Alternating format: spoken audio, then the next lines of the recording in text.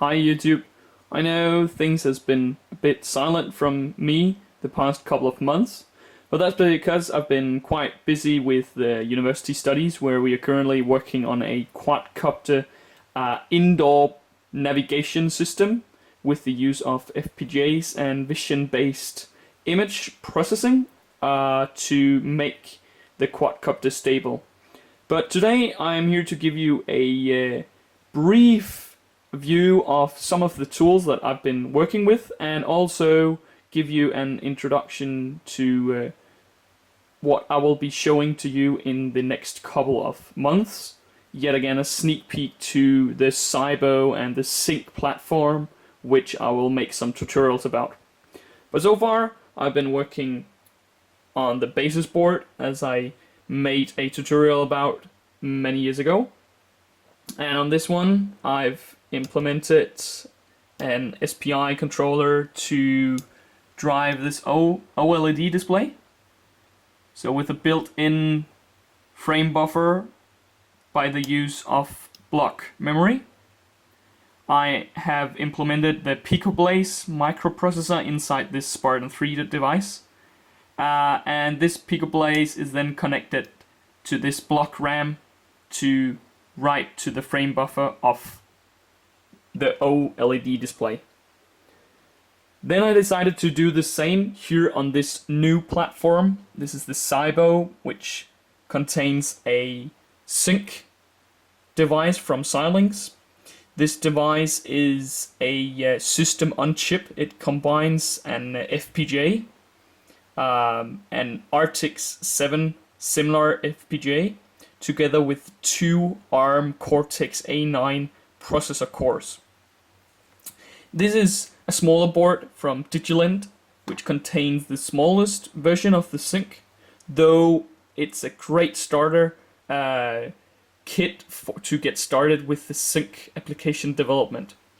So what I decided to do here is that I decided to move my OLED display driver into the FPGA logic of the Zynq device, and then with the use of the new Xilinx toolset Vivado and the processing system, I connected the block RAM to one of the ARM cores, which you'll see up here inside Vivado. So we have the Zynq processing system, and then we have some interconnects to connect it up. We have the block RAM controller and the block RAM that I mentioned. This is the OLED display block RAM, which is a dual port one shared between the OLED controller that I made and the rest of the processor system. So with this system, I am able to power it on, and then inside the Xilinx SDK environment, I can program the FPGA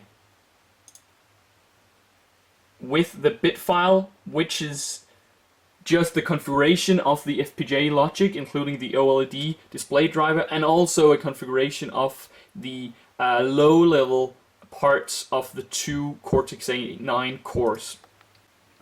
So with this program, the done LED will turn on, and I'm able to start a debugging session to program the code that I wrote for one of the ARM cores. So this is just Eclipse-based IDE, where I wrote the C code, and it's easily compilable through the SDK. So let's debug that, get it running. So now it's being programmed, and we will in a minute see a bouncing ball when I start the program.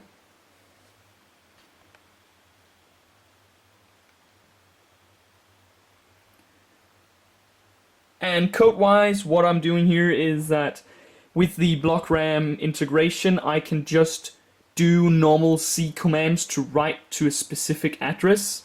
That means that now I've made the block RAM, hence the frame buffer, memory mapped to the ARM Cortex processors. And in that regard, I'm just able to write the pixel data as it was a normal memory write. and the FPGA logic, the OLED display driver, will then read this block RAM, the frame buffer, and do the necessary SPI commands to update the display controller. Alright, so that was a sneak peek of what you can do with the new Zynq platform, and as I mentioned, I will be coming up with more videos of the Zynq platform and indeed some tutorials on how to get started with your own development. Thank you for watching.